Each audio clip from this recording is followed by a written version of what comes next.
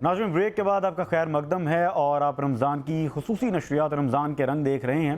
ناظرین ہمیں اس نشریات میں ہمارے ساتھ خصوصی تعاون پاک ریزیڈنس نے کیا ہے جو کہ لگ بھگ 20 سے زائد پروجیکٹس ہیں جن کو مارکیٹ کر رہے ہیں اور تمام تر اپرووڈ پروجیکٹس، اور ہم اپنے پچھلے ایپیسوڈز میں بھی بات کرتے ہوئے آئے کہ پاک ریزیڈنس کی خاصیت یہ ہے کہ لاہور کی تقریباً 5 لوکیشنز پر آپ کو انسٹالمنٹس پر ہاؤسز دیے جا رہے ہیں، جو کہ انفلیشن کا دور ہے اور ملک کے حالات بھی کچھ ڈاؤن ہیں۔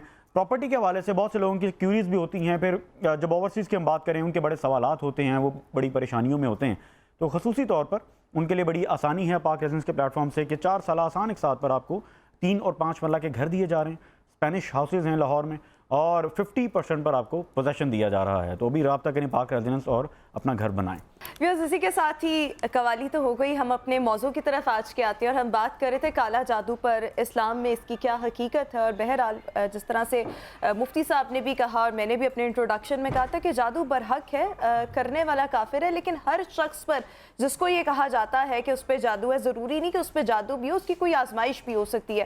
بٹ بہرحال مفتی صاحب بڑی زبردست گفتگو کر رہے تھے۔ مفتی صاحب میں چاہوں گی وہیں سے ہی کنٹینیو کریں، اور اس کے ساتھ ساتھ ہم یہ جو ابھی بات کر رہے ہیں، میں نے بھی کی کہ ہر بندے پر تو جادو نہیں ہوتا، کئیوں کی آزمائش بھی ہوتی ہے، لیکن ہم کیا وہ سائنز اینڈ سمپٹمز جس طرح کسی بیماری کے ہوتے ہیں ہم اسے ڈیٹیکٹ کر لیتے ہیں، اچھا اس کو یہ مرض ہے، یہ پرابلم ہے، جادو کی کیا سمپٹمز ہیں، سائنز ہیں؟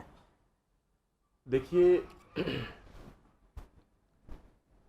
سب سے پہلے یہ سمجھنا پڑے گا کہ ایک بندے میں جادو ہے بھی کہ نہیں، وہ ہمیں پتہ کیسے چلے گا؟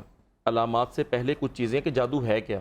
ٹھیک ہے، یاد رکھیے کہ کوئی ایسی چیز جو رب کو ناراض کرنے والی ہے، ایسا کلام، ٹھیک ہے، اس کے ذریعے کچھ جادو کے الفاظ جس سے آپ نے کسی کی برائی چاہی، اس کے لیے آپ نے کچھ پڑھ کے پھونک مار دیا، کوئی نقش بنا کے دے دیا، تو یہ چیز جو ہے نا جادو، سادہ لفظوں میں آپ اس کو کہہ لیں۔ اب اس کے اثرات بندے پر ظاہر کیسے ہوتے ہیں؟ ٹھیک ہے، کچھ جادو ایسے ہوتے ہیں کہ جس کے اثرات فوراً ظاہر ہونا شروع ہو جاتے ہیں۔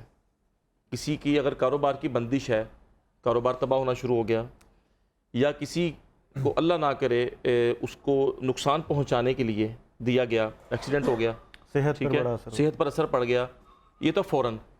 کچھ جادو ایسے ہوتے ہیں کہ جن کے اثرات کچھ عرصے کے بعد ظاہر ہوتے ہیں، جیسے بعض اوقات کچھ لوگوں کو اگر جادو کیا جائے 5 سال کے بعد کیا ہوگا جی، ان کو کڈنی فیلئر ہو جائے گا، ٹھیک ہے، ٹرانسپلانٹ کروایا، 3 سال گزریں گے، ہارٹ ٹرانسپلانٹ کروانا پڑ جائے گا، یہ بھی جادو کی وجہ سے ہوتا ہے۔ اب آتی ہیں اس کی علامات کی طرف۔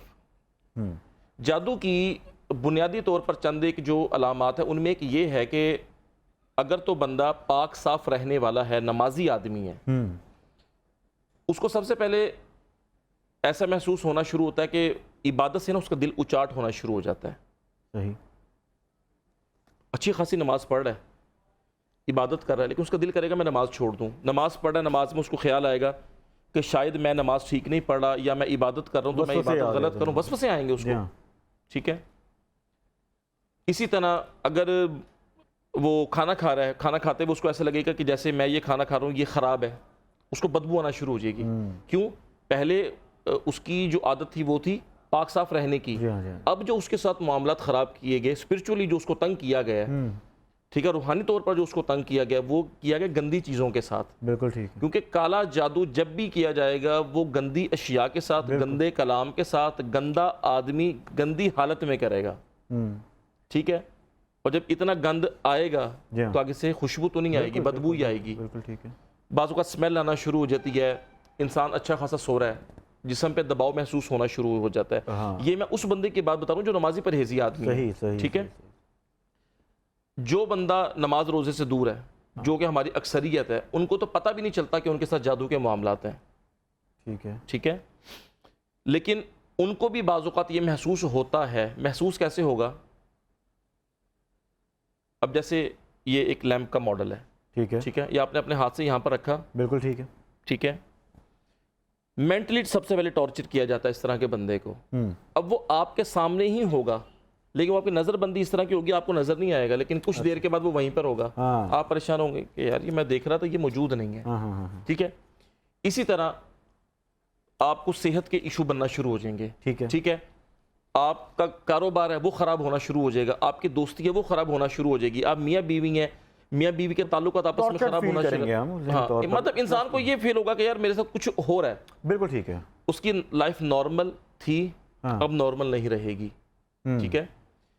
لیکن لازمی نہیں کہ یہ جتنی علامات میں نے عرض کی, چند ایک چیزیں میں نے عرض کی ہیں, لازمی نہیں کہ یہ جس کے ساتھ بھی ہو تو اس کے ساتھ جادو ہی ہوگا. ہاں, بعض اوقات آزمائش بھی ہوتی ہے, بالکل ٹھیک ہے. بعض اوقات مس انڈرسٹینڈنگ بھی ہو جاتی ہے. اب آزمائش اور جادو میں کیسے فرق ہے؟ آزمائش اور جادو میں فرق بیٹا یہ ہے کہ جب بندے پر آزمائش آتی ہے نا, اس کا دھیان سب سے پہلے اپنی کمی کی طرف جاتا ہے اور رب کی رحمت کی طرف جاتا ہے. بالکل اللہ کے قریب ہو جاتا ہے جی آزمائش میں. وہ قریب ہو جاتا ہے رب کے, وہ کہتا ہے میرے مالک مجھے معاف کر دے. ہاں, اور جادو ہوگا تو انسان بجائے کہ رب کی طرف بھاگے, وہ مخلوق میں ایسے لوگوں کی طرف جانا شروع کر دے گا جو مزید اس کو یہ بھی گمراہ ایک کریں گے. نشانی ہے. ٹھیک ہے. بالکل ٹھیک ہے. پھر